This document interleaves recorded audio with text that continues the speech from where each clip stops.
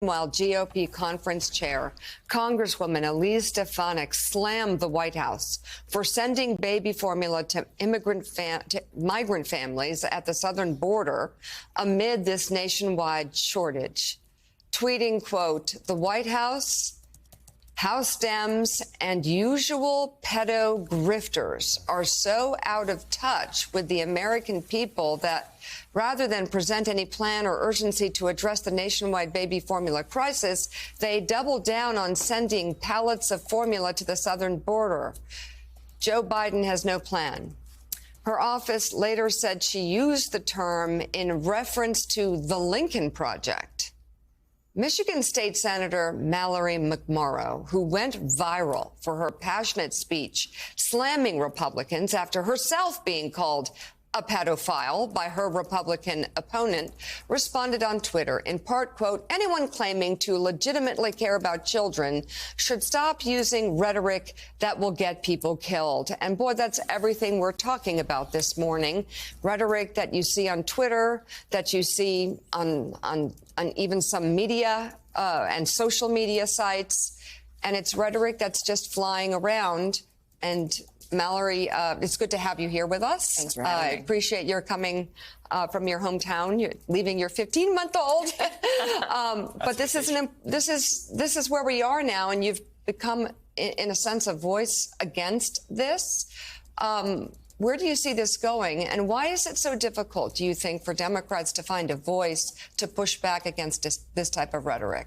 I mean, it's terrifying to see. You know, I tweeted this response a few days ago, and then we've just seen the result of a horrific shooting targeting a black supermarket in a town far away from where this shooter lived. And this is the result of rising rhetoric, is it sends a signal to people to take action and to start shooting if we don't stand up and push back and say it's unacceptable, and it's just hate out in the open. And Jean, there are going to be those who say, how could you blame us for what the 18-year-old shooter did in Buffalo? Or how could you blame us for, I mean, how did these words end up in those actions? They can separate it, but it's becoming kind of a group think to an extent. You know, the response is, how do you sleep at night? I mean, you know, free speech isn't free. Speech has consequences. And what they are doing, and they're doing it deliberately and knowingly, is they're going after votes, campaign contributions, television ratings with rhetoric that they know is false, they know is inflammatory, they know arouses you know, passions, and they know is potentially deadly when it fills the ears and minds of susceptible, vulnerable people like this shooter in Buffalo, who hear it as a call to action. They don't hear it as rhetoric. They don't hear it as entertainment, you know, infotainment, which is one way you could describe a lot of the shows on Fox, as at least in the evening, as infotainment. But that's not the way people are hearing this stuff. They hear it as a call to action, and action, in this case, means killing people. And Joe, I want to carefully say, I mean, you and I both met Elise Stefanik at the very beginning. Jean did as well. But what the change that has happened is fueled not just by powerful politicians on the far right, the MAGA right, but also by Fox or by other networks that not only give her a platform, but lift her up. I think it's fueled by the fact that she wants to be the next Speaker of the House. I think it's fueled by the fact that she wants to get as close to Donald Trump as humanly possible, as close to that base as is humanly possible. And there are many people who have said, close to Trump, that Kevin McCarthy will never be Speaker of the House. And they've been saying that for a year and a half. They've been saying that since January the 6th. And so you take somebody who, again, another one of these Harvard people. My God, what do they teach at Harvard? Another one of these Harvard people. Or Harvard. That to say the most bizarre crackpot thing. She knows better. And yeah, you're right. We met her, and I really impressed with her. I had high hopes for her. And the weird thing is, and this is what I felt, you know, you look at somebody like Madison Cawthorn, not to go too far afield here. Yeah. But, they could talk about less taxes. They could talk about smarter regulation. They could talk about a stronger military, a stronger NATO. They could talk mainstream issues and be reelected in their districts for 100 years. I know. I know, because even a guy like me got reelected by talking about these sort of Main Street Republican issues. Yeah. And when somebody's racist, you call them out. When somebody goes far afield, you call them out.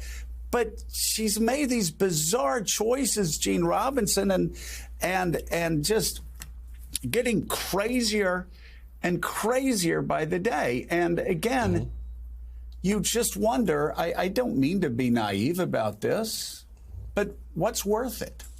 What's worth it? Donald Trump, is Donald Trump going to be loyal? We see how long Donald Trump's loyalty lasts. He throws people under the bus all the time. Yeah. He did it again last week. Exactly. I mean, that's what he does. And so, if you get close to Trump, eventually you'll get thrown under the bus. But, with Elise Stefanik, it's obviously naked ambition. You're absolutely right. She wants to be the next speaker. She sees this as her path. And she's gone completely overboard on it in a way that, again, I stress, is dangerous and potentially deadly, and we see the results in Buffalo. But, Mallory, I want to ask you about the state of Michigan, where I went to school. It's, in some ways, one of the front lines of this sort of disinformation versus real information conflict. Tell me about people who live in this alternate reality and how you're trying to reach them.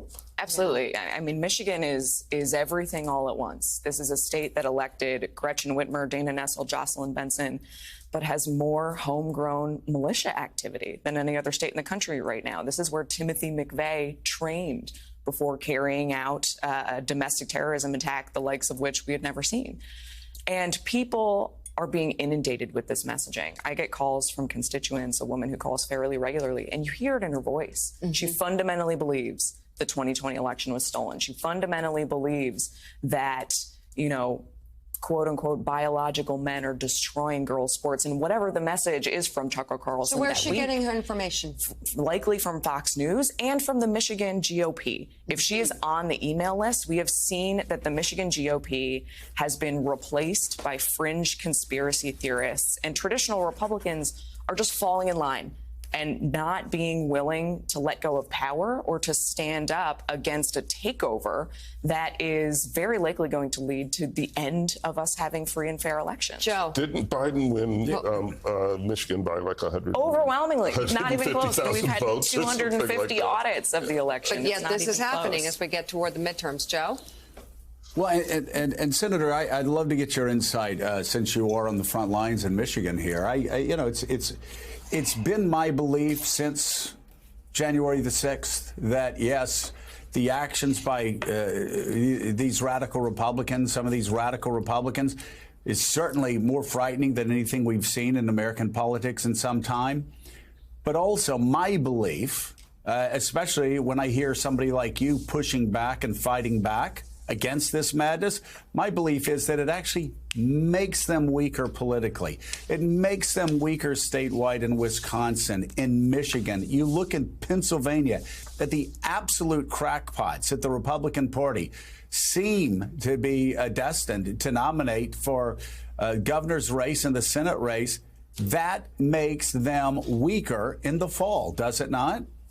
Absolutely. But we have to be very clear about not being afraid to say so. The official Republican nominee for Secretary of State is a woman who said that yoga is a satanic ritual, that the LGBTQ community goes against God's design. And we can't be afraid to weed into this and say this is not normal. I'm very intentional with my constituents, because I represent a lot of Republicans, to say this is no longer the traditional Republican Party. These are anti-government fringe extremists. And the choice right now is between people who want the government to work and people who don't. And we've got to get back to a place where we are debating tax policy. I've got a constituent who says, I just want it to be boring again. I don't want to have to pay attention to you guys. Wouldn't every we day. all? I know. Well, we really appreciate what you're doing. Michigan State Senator Mallory McMorrow, thank you very much. Very good to see you. Thank you. Hope to see you again soon.